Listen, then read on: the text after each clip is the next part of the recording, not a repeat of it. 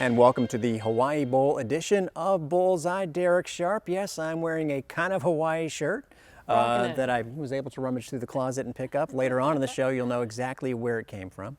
You are wearing your I can't wait to get out of the Florida cold and head to Hawaii Yeah, I broke suit. out the winter gear today. You are going to be able to break out of the cold, right? You're going. I am. I cannot wait. I went on a family vacation there, but it was probably about 10 years ago now at this point, so I cannot wait to be back. I have such good memories there. We did the whole zip lining, so many snorkeling, so many turtles around that you can swim with. You're not going to be doing any work, are you? So, you're just going to be hanging out. Hey, I am very excited to tell the stories of all the fun stuff Yes. that the guys are going to do this trip because they're doing some incredible things. You are really good at squeezing in some work between hanging out, and of course Joey Johnston. Now you're going to be staying back home, but you've been out there, right? Been out there twice. Went there on my honeymoon and went there on a vacation. I have a picture with Don Ho. Are you kidding? Tiny bubble. Oh no! I have a picture of Don Ho. It's awesome. I like Haley responding like she knows that song and who Don Ho is. Yeah. We'll explain who Don Ho is later. Okay. So you're probably not going to see him. You're probably not going to see him out. But many memories from Hawaii. Probably the coolest to me was it's called Hanama Bay. Going snorkeling there, and it was like the most colorful aquarium I've ever seen. The sea life and the colors are they still are in my head. And it is a beautiful place. And I remember the first time I was there, the first morning, you go to this orientation to get your activities going. It's really early. And I remember the guy said, okay, I see a lot of dads out there in the audience with long faces. Let me explain something to you. You can't drive home. So you got to do this stuff. So it's like, you can't drive home. We're in the middle of the ocean. Well, a guy that is going to not be able to drive the equipment for the football team to Hawaii, Jeremy Lees. He's in charge of all the equipment. We're going to hear from him. Michael Kelly, who oversees everything, and Alex Golesh. And of course, for those of you wondering why, I think everybody knows they're playing in Hawaii against San Jose State. We'll talk more about the matchup with the head coach here in just a little bit. It's the Bulls against the San Jose State Spartans. It's going to be on Christmas Eve at 8 o'clock, and we'll break it down with all the pertinent parties here on the program.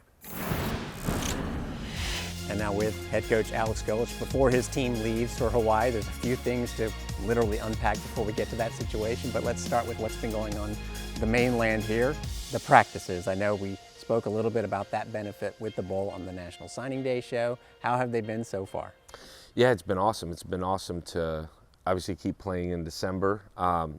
We spent a little bit of time kind of working on us, a bunch of time with our young guys, the guys that haven't played a bunch, and then kind of went back a lot of fundamentals, a lot of technique work early, and then as we got into essentially a mock game week, really turn our focus to San Jose State and our opponent with the hope of getting 2 full weeks of work on a really good football team. Coach, when it comes to bowl games, there's all kinds of ways to approach it. This is an unusual trip, obviously. So you want to win the game. So what's the balance between, doing that and experiencing this once-in-a-lifetime thing of Hawaii for these kids? Yeah, the one thing I've asked our guys really for the second year in a row is when it's time for ball, it's time for ball. Locked in, focused, and let's get our work in. Let's get our prep in like we normally would. Try to keep our process as close to the same as we can. And then the time away, there's no class. So the time away, let's continue to build the culture of this program. And let's continue to build the camaraderie, continue to build the brotherhood. And we get to do it in one of the most beautiful places in the world. And so enjoy it. Let's get out and see some of the sights. Let's get out and eat some incredible food. Let's spend time on the beach, at the pool, together. And I think as long as you spend the time away from ball together, it's really still beneficial to us continue to build the culture in that locker room. But I'd be remiss not to say, man, I want our guys to enjoy this. For a lot of them, it's a once-in-a-lifetime opportunity. For most of them, it's their first time. And for a lot of them, it'll be their last time. And so I want them to enjoy it with the purpose of winning a football game at the end of the week. You've mentioned before about the two different teams at a bowl game, the one that's happy to be there, the one that's there to win a game.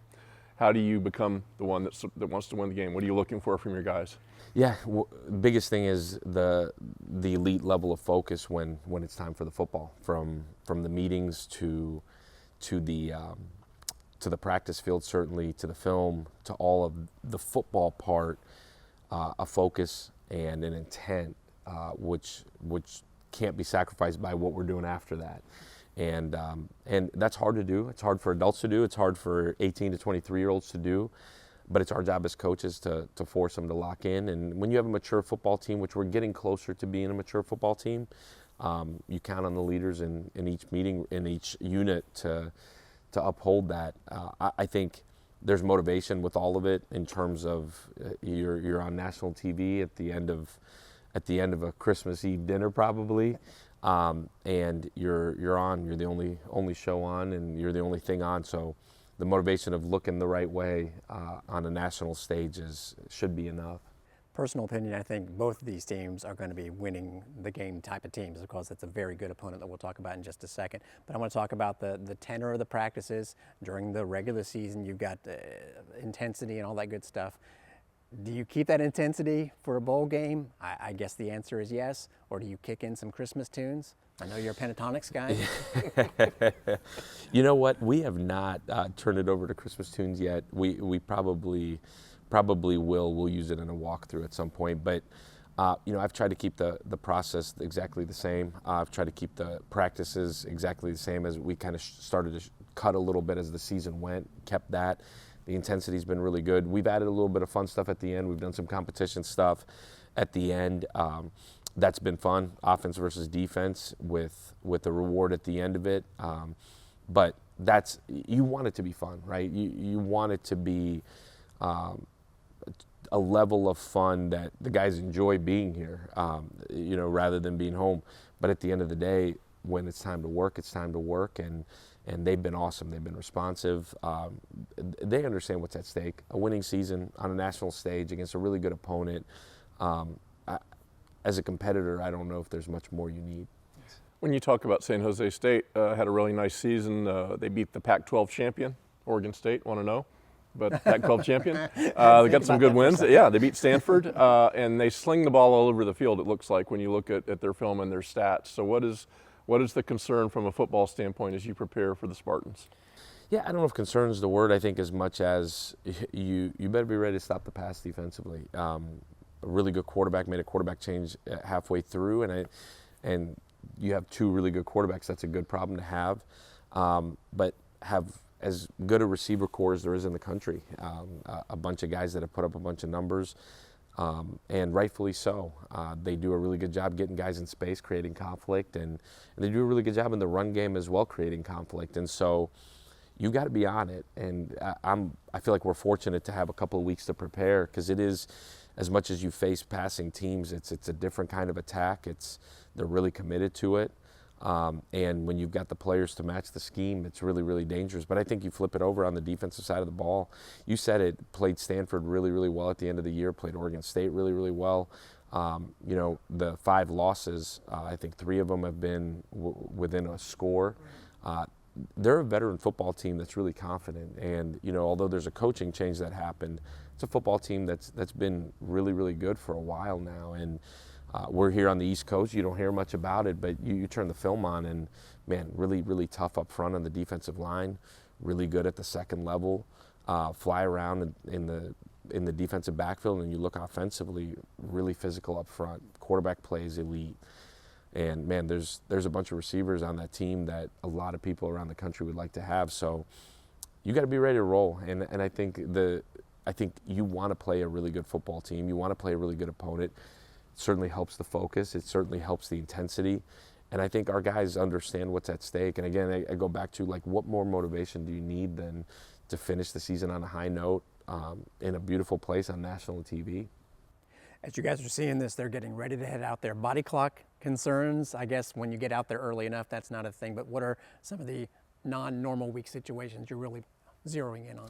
Yeah, I think the travel piece, we spend so much time on the logistics of, when do you want to get out there, and we strategically did it to where it's a game week Sunday, which is normally an off day for our guys. So getting there, letting them kind of stay up as late as they need to then fall asleep yeah. and try to get their body clocks right. With the first day of the week being a Monday, again, not the most intense day for us. It's really a big special teams day and get these guys out on their feet, running around, again, to give you another day to kind of adjust your body clock. I think the biggest thing for us is the logistics of you show up to meetings, you show up to practice, for our guys to feel like it's a normal Monday, it's a normal Tuesday. We've had some challenges this year. We've moved an operation across the state already once. Now we get to move an operation to the middle of the ocean. And I think, if anything, we're prepared from an operations standpoint to do it, but you want to make it as normal for your guys as you can. And that's the challenge. I think we've got a really good plan, but really good plan executed poorly is a bad plan. So right. we're going to try to execute the plan to perfection. Coach, you said in your press conference that Byron Brown's coming along. There's a possibility we may see him in the Hawaii Bowl. He hadn't played since September 28th. What are the dynamics of if he does play? What do you expect, and how you kind of maneuver your quarterbacks? Because Bryce has a body work that he's built here. So if Byron is available, how do you see it? Yeah, I think the hope is when we get out to Hawaii that you've got two quarterbacks that are ready to roll, and then make a decision as we head into the game of who gives you the best chance to win. But we're all excited about Byron being healthy, about Byron being out there, and I think our players are. And I think we're all excited about Bryce getting healthy too. He didn't end that game down in Houston the way he wanted to either. So we're excited about both. We're certainly excited about having two healthy quarterbacks out in Hawaii. All right, so coming up in a couple of segments, we're going to be talking to Jeremy Lees, who's got more work than normal. Is there a message you want to send to him that we need to pass along? Yeah, tell him I said thank you. He's not been sleeping a whole lot. He's already been out there for a couple of days getting the logistics sorted out. But I'm super grateful. Jeremy, really his whole team, they don't get a lot of thank yous normally. And he's been here for a long time. He takes a lot of pride in one, our players looking right, but our players never having to worry about anything. It's really a thankless job in a lot of ways. Nobody talks about him, so I'm glad you're featuring him. For sure. And then tell him to get back to work as soon as he's done. Yeah. Hey, Coach, one other thing. You come into the game 6-6, you win the game, you have another winning season for the second straight year. It's a long way from where this program was when you took over, but I know it's a long way from where you want it to be, ultimately. So as you come to the end of year two, how do you measure progress? And I know a lot of times for you it's not numbers, it's other things, but you obviously want to win the bowl game. So at the end of year two, where does the program sit in terms of where it is and where you want to go? Yeah, I think it'll be awesome to kind of take a couple of days after the bowl game to really sit back and give you a really, really good answer. I think as we sit right now, the wins are the same as they were a year ago. So what do you measure it by? Well, in every imaginable way, you have to see where's your roster. Are we getting better? Are we recruiting and retaining and developing the way we're supposed to? So that's one. The second piece of it is where are we at culturally in that locker room? Are the guys together? Do the guys love being here? Do the guys enjoy coming to work? And where are we at as a staff? Are we retaining coaches? Are people trying to hire our coaches? Yeah. And are they not? And if they are, that's a good thing. And so I think you have to look at the complete body of work in terms of in that locker room. I understand on the outside you're always going to be evaluated on wins and losses, and as you should, and that's the expectation. That's what I was hired here to do. But we're also building a program, and are you taking a step forward? And again, the record would show you that it's the same. I would tell you in the locker room, it's a much, much different positive atmosphere, positive culture in terms of guys wanting to be here, guys wanting to get better, guys wanting to grow. We've obviously got to take a giant step, and I know I said it in the press conference, but I think this last step in terms of going from competing in every game, competing to play in December, to competing for a conference championship, this last step, as hard as the first 2 years have been, this last step is the hardest. And when we get done with the bowl game and kind of reassess and reevaluate everything top to bottom, we'll come in, we'll make some changes, and we'll hit the ground running in January. And as we thank you on a personal level for all you've done for us this year with this show, I also want to ask you on a personal level, I think you guys are getting back technically on Christmas Day. Do you do your Christmas gifts exchanges when you get back, or are you going to be exhausted? What's the plan for that? Yeah, man, you got me there. I heard Santa was going to hang around for all the kids of this staff. Is that true? Have you heard that too? There's a chance. There's a chance Santa's making a trip. There's also a chance, I told Bear that if the grades don't come back right, that Santa's skipping over Hawaii. So That hurts. we'll see. Smart But to be push. completely honest with you, I have literally put zero thought Yeah, into yeah, that up until this point. But if you ask my wife, she'll tell you. So I don't know. But hopefully Santa swings through. Yeah, he's everywhere. So you should never be. know. I know what the present you want is. That's obvious. Thanks as always, and for the whole season, Coach. Thank you. I appreciate it. All right. He said thanks coming to Jeremy Lee's. We'll talk to him and Michael Kelly, so don't go anywhere. Now with the Vice President of Athletics, Michael Kelly, getting ready to go as you're seeing this. He will be with the team. Let's go ahead and establish that in Hawaii. I mean, it's a tough job, but somebody's got to do it. But wherever the game was going to be, you were going back-to-back bowls. First of all, I'm sure you're proud of the football program, but give people an idea of how this one came to be. Yeah, this is a great step in the right direction to go back-to-back bowl games. So happy for the guys and for Coach Golesh. As he said, there's so many intangibles about more practice, more togetherness, more opportunity, and obviously for us to be in our 12th bowl game is something really, really special. But this was unique because the bowl process is always kind of hard to determine. It's hard to write down in a handbook like the conference tries to do each year, but the way the kind of pecking order goes, you know, there's so many games that are owned by ESPN, and Hawaii is one of them, but you never know which bowls are kind of in your mix. But as the weeks started coming down, it became apparent that the Conference USA wasn't going to fill all the slots they have, and they're usually affiliated with the Hawaii Bowl, and so that's when the conference kind of said, would there be people that qualified that would be interested in going, and Coach Golesh and I talked about it, and certainly raised our hand as a possibility for that. So once we were able to clinch eligibility and knew that would be a possibility. So I just look at it as a great thing. It's on Christmas Eve, which is unique. It's hard for some fans to get out there, which we certainly understand, but from a television time slot standpoint, it's awesome. A lot of great viewership that usually is associated with that. And again, a great lead up that we continue to practice, get through exam schedule, keep the team together, have a great trip for them to go out there and enjoy, play on Christmas Eve, fly back immediately after the game, and they'll still be back here about noontime on Christmas Day. So I think it works out well for the coaching staff and for the players. Awesome. USF has been to a lot of bowl games in and around Florida. Yeah. This one in a super special location. How cool do you think that will be for our team to experience a trip like that? So special, because you're right, when you play in Florida, we've played in Alabama in recent years, we've one year we even went up to Toronto, right? So, but for the ones that were typically in Florida or some neighboring state, you know, a lot of our players are either from there, or they've been there, so it's still a great experience to be in any bowl game. But it's a little bit different. But to go to a place that I haven't polled them yet, but I bet you very few have ever had the chance to be in Hawaii before. Who knows if you'll ever get the chance again with it being, you know, what, 5,000 miles away or 4,000 miles away. So it's really unique, but it's something they'll never forget.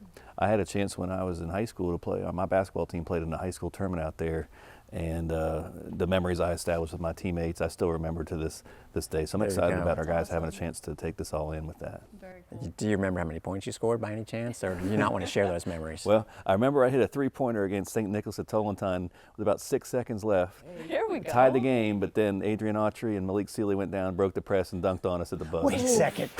I know who Adrian Autry and Malik Sealy are, Kaylee. You're off the hook for letting that happen. Wow. True story. It's what All happened. right, no, I believe it. I tied it, and then I still picture Malik Sealy grinning as he dunked the ball at the buzzer there, so it's good.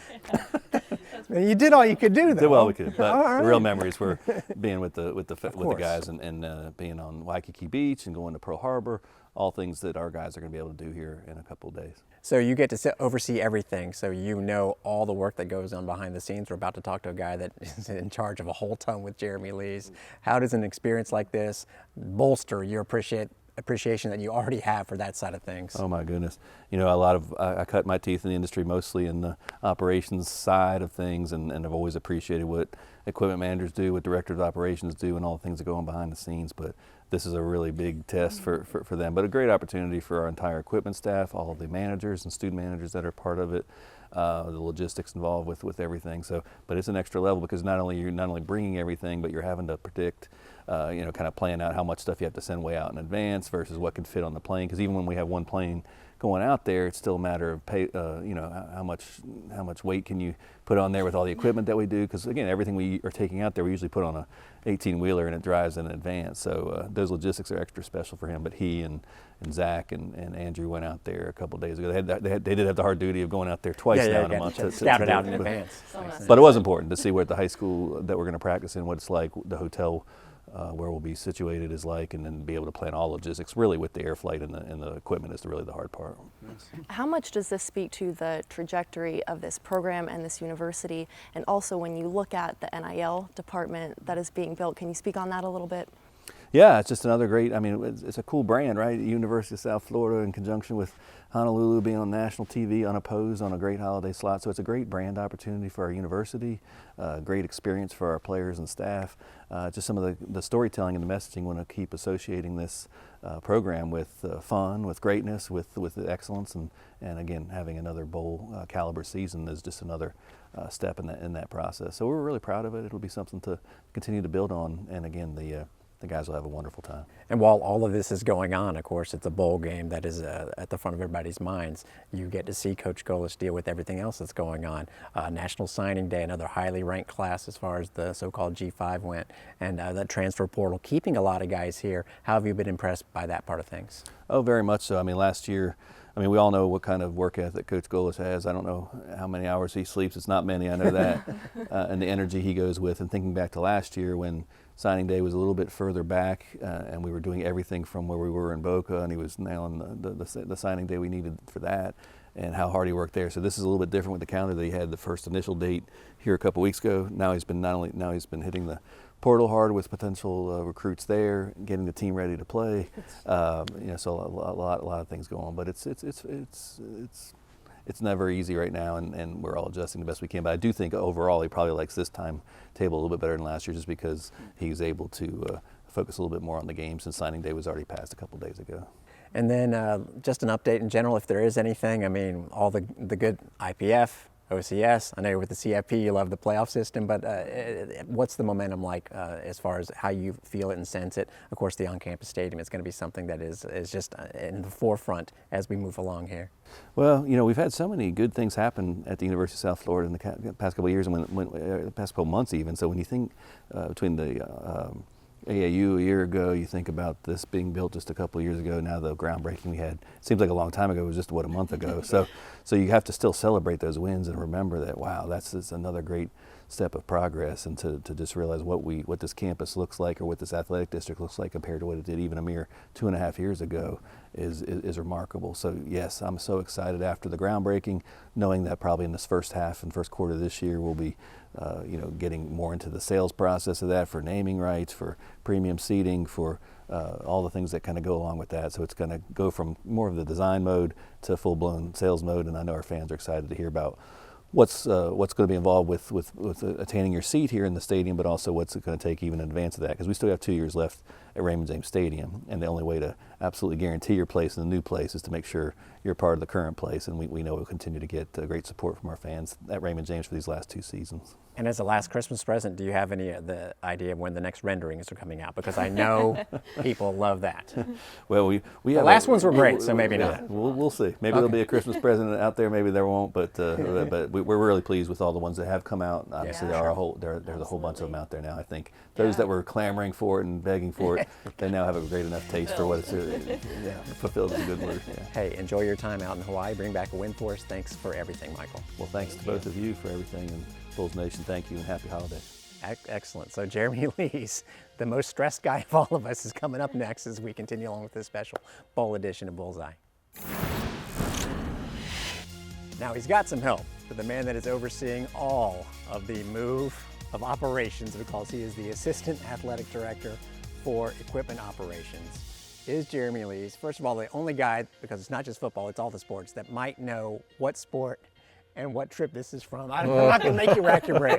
It's from women's basketball to I was Bahamas, gonna say, yeah. the Bahamas Yeah. 2021. Yeah, how It's about also that? the reason why I didn't ask you for, hey, could you hook me up with a Hawaii shirt? Because I know you've got a lot going on. Yeah. How are you holding up is the first question. Doing pretty well. Doing pretty well.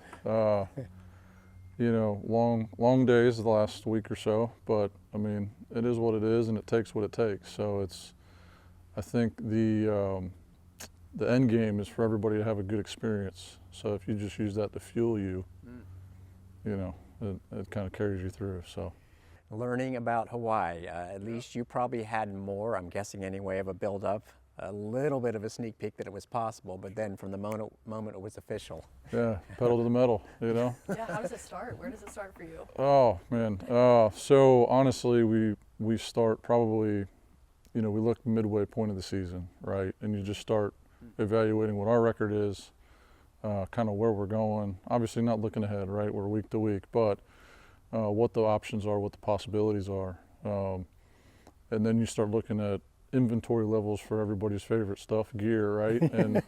And tracking on that, and maybe setting up some phone calls with some vendors to kind of say, hey, this is what we're thinking, kind of get it teed up so that when we hit the green light, you know, we're ready to rock. So obviously we were a game ahead this year in eligibility, so that helped kind of get the ball rolling, because you can place a lot of orders ahead of time and then just wait for that bowl logo, right? And so we can kind of get apparel get going and decorated and line it up and organize it, and then all of a sudden that announcement comes and it says, okay, here you go, send an email, send, and here we go. So tomorrow's a big day for us.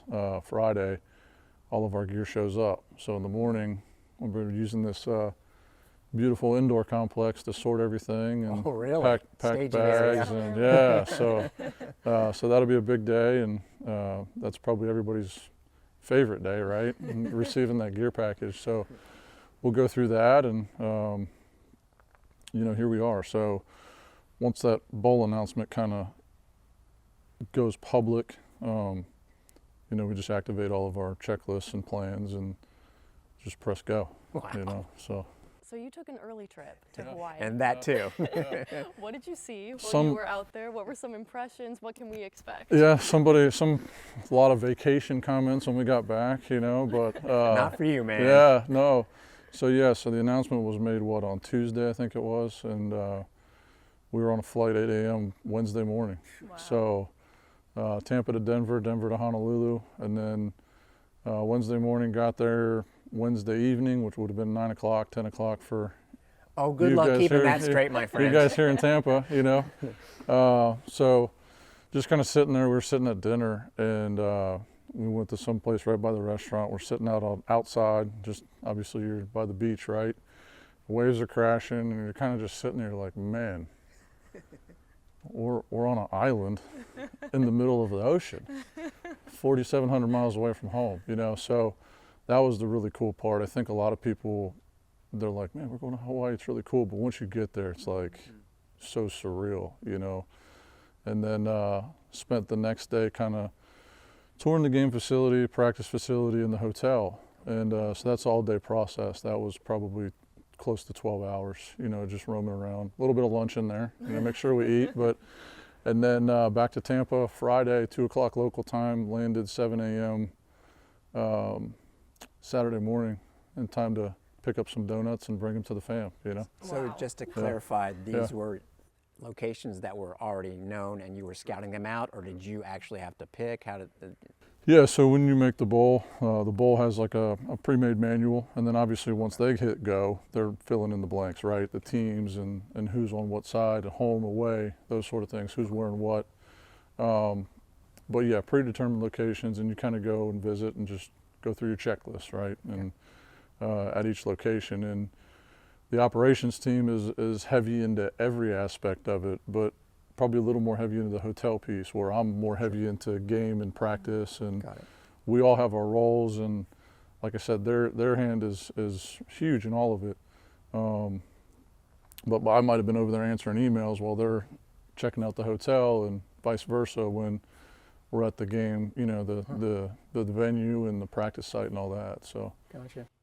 Is there anything you saw unique about the field that we'll be playing on? Because I know, like for Rice, their turf was a little more slippery, so you had to think about different cleats. So is there anything in Hawaii that is unique about the field that the guys will be playing on? No, it's very comparable to what we're sitting on in the indoor. So I think obviously, I saw it. You guys didn't see it, but being outdoors in the sun all the time, so the surface is exposed. So you know, it's not as lush and brand new as ours. You know, 2 years old. So, but it's in great shape. Similar surface. The practice facility is very similar to this as well. So the guys will be used to it. And that they were practicing before we tape the show indoors on this day, so that all makes sense. All right, I know you're aware of this, but maybe people aren't. So for every road game, no matter how far it is on the mainland, you guys have a big old semi-truck for do. all of your equipment. This just in, that ain't going to go across the Pacific Ocean. So how in the world do you adjust for that? I joked with Coach. I said, "Hey, when this thing got announced, we're just going to go up to Boston and get some duck boats, and we'll just take it over." I even said he could have the lead duck boat, but no. So you know, again, once it's activated, once it's announced, then you can start making calls. You know, and I called. Have a relationship with the Hawaii equipment manager. I've known him for 15 plus years, ironically. So we were both Under Armour at one point in time. Now we're Adidas and whatnot. So we've known each other for a long time, and just bounced some questions off of him to see what works, and then started calling some previous schools that went there and, hey, how'd you do this? How'd you do this? How'd you do this? And you know, what worked for them may not work for us in our process, but taking bits and pieces from what they did to make sure that the most important factor in all of this is that once we step off the plane, everything's normal for the staff and the players and the families and everything like that. Beautiful setting, different time zone, but it has to be as normal as possible. So trying to factor all that in. How are you going to keep things normal in your head? Do you? I'm sure your sleep pattern's not normal. At this point. No, it's not. But you know, control what you can. You know, and you know, like yesterday, we sent out 14 pallets of air freight, which left Selman on a delivery truck. It'll go down to Miami, get loaded on a freight airplane, go to Dallas, and then to Honolulu. Okay. So until Monday hits, that's when it's supposed to land in Honolulu. I'll be a little stressed trying to track that and follow along with that. But there's several parts to it. There's the air freight piece to it, what we need out there in advance, so that when they do show up, we're ready to go. And then there's the team plan portion of it. So that's how our semi-truck gets split up and ultimately out in Honolulu. Makes you really appreciate the semi-truck, but also appreciate all the work that you do. We'll let you get back to it. Thank you so much, Jeremy. All good. Thank you. We'll wrap up Bullseye Bowl edition next.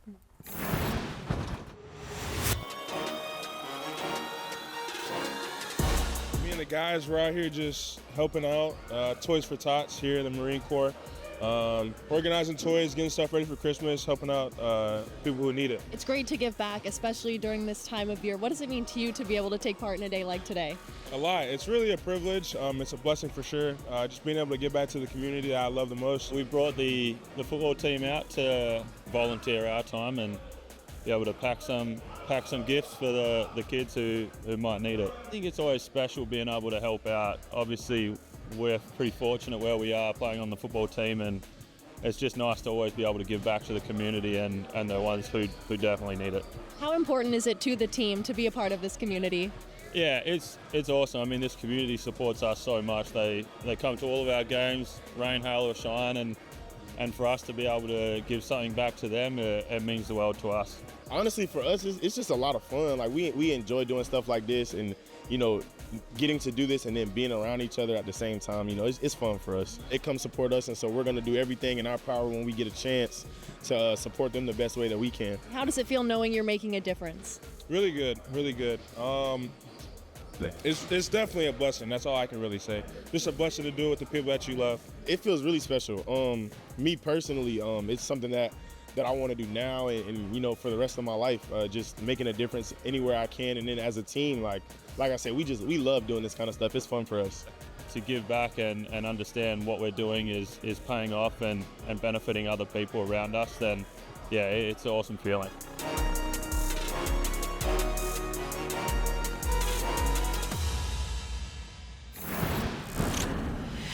Well, that was a lot, and we loved bringing you all of their perspectives. It is amazing, some of the work that goes on behind the scenes. And Jeremy's just being he's just so cool about it. He is. But I would just so tap out of that job. Like, hey, you got to get everything to Hawaii. No, I quit.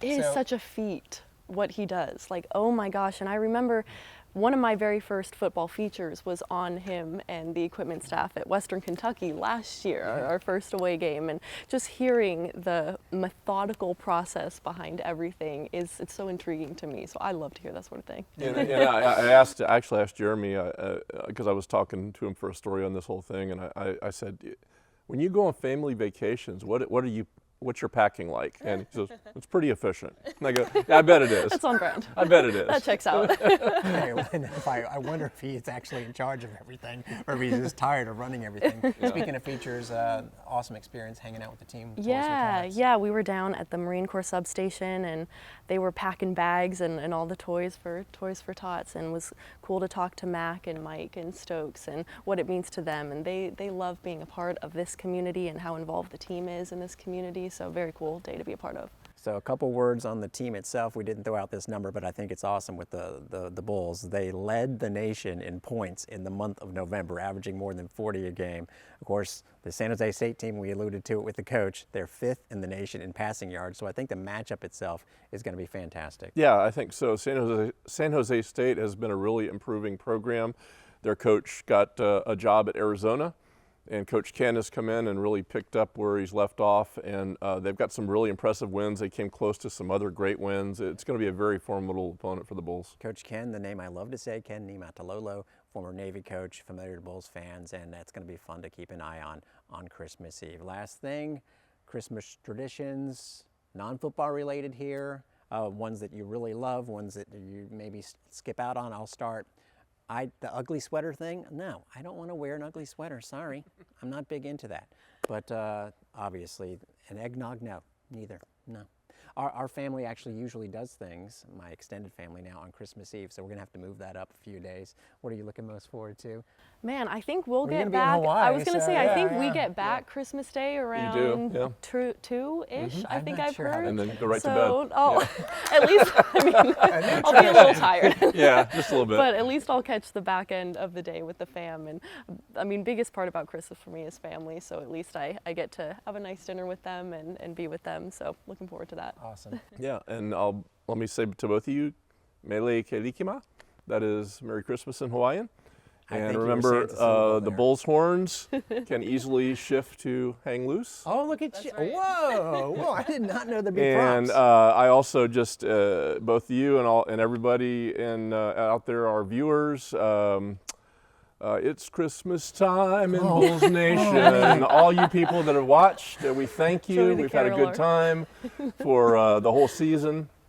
That's right. This is the last show. Yeah, I mean, Kaylee is absolutely perfect. Derek is figuring it out. Suitable. And I am who I am. But we've had a good time bringing it to you. Really fun, and it's come to a great conclusion with the Hawaii Bowl. Thank you. I can't top that. Thanks a lot, Joey. Thanks. Thank you, Joey. To you and Katie for all you do. Had the best time this season. And we'll go in reverse. What's this? Hang loose. Hang loose. Horns up. And then horns up. Be careful with that now. You might mess up. Don't slip up. Put the right fingers up. Hold the horns up. Merry Christmas, everybody.